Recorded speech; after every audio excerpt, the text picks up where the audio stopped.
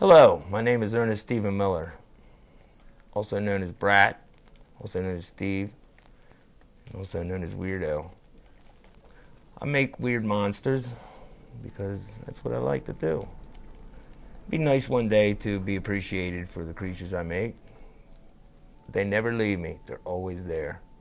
Monster movies, they always, I don't know, they always made me feel a certain apathy towards the monster.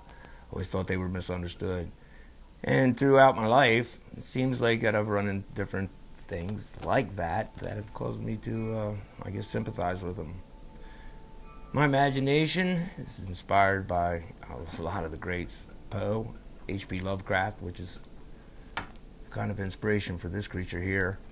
There's plenty of other ones. More modern, I guess, would be Anne Rice. She's pretty cool. Other than that, I don't know. It's pretty much all mine in the head. The process of actual making a mask starts with this. After you have the idea in your head, you take a maquette, whatever you want to call it here. This is a styrofoam head or a fiberglass head, stone head, whatever you want to use, or it can be whatever a build-up is. You take the clay and you form it around the head, molding it into whatever creature or fashion that you want. This particular clay here is, you have to heat it. It's a little harder consistency. You have to heat it a little bit, usually with a hairdryer or a heat gun.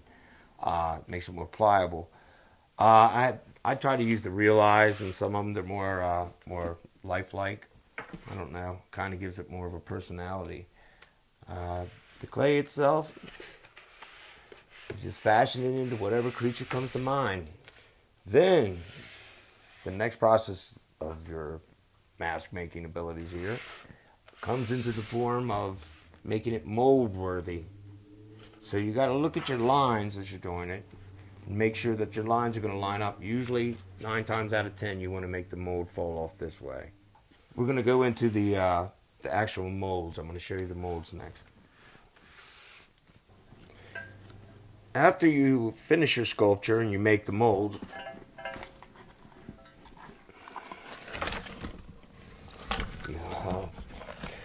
have the negative here. This is the two-sided thing I was telling you that I really abhor making. This is the worst process of the whole thing. And yeah, you get this after you let the latex cure in it for a few hours. You get this right here. This is pretty much an unfinished product. One of his buddies over there. You trim it up next. You let it cure for a few days. And, trim it up, clean it up with a Dremel, bits flying everywhere. That's also another lovely process in the mask making business. Let it cure for a few more days, give it a good scrub down, and you're ready for painting. That's where you bring it alive.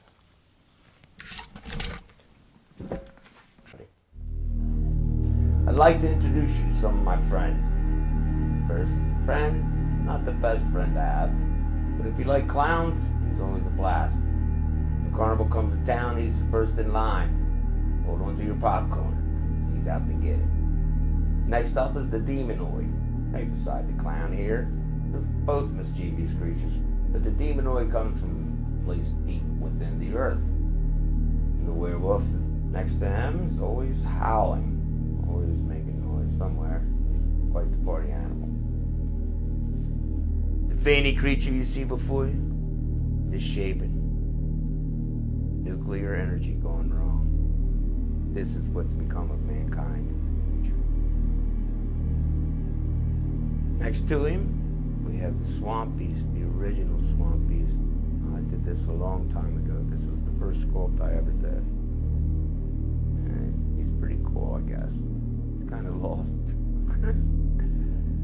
The next guy we got up there is the Brother's Keeper. Note the chain, hoop through nose, the angry little expression on the guy's face. Some brothers just can't get along. Then we got the Nazi zombie. Snow did not stop the Nazi zombie. Only a machete or a chainsaw. Next you have the subterranean dweller. Split tongue, always hungry. I love my monsters. Some more of my friends are The zombie, always fashionable mask. Everybody's into zombies nowadays. This mask comes in various paint schemes, various points of decay, hair jobs, whatever, blood, gore, flies, no flies, maggots, whatever you want. I can make it for you. The flying purple people eater. He's a pretty good asset to have around. Chicks seem to dig him. He's a rocker. Then I got Lord Gourd there. Oh my gosh, this guy here, he's always in the patch, always doing something, always up to no good. My friend here was inspired by H.P. Lovecraft, the great ones, the old ones.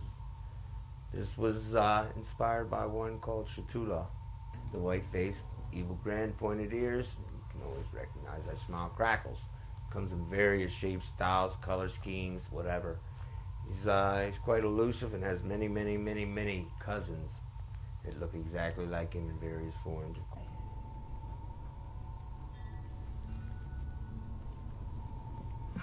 Monster, preferred by monsters. And this is my good friend, the Midnight Ghoul. I just put him out last year. He was pretty much a hit at the Halloween Loop in Wilmington, Delaware. We had a good time.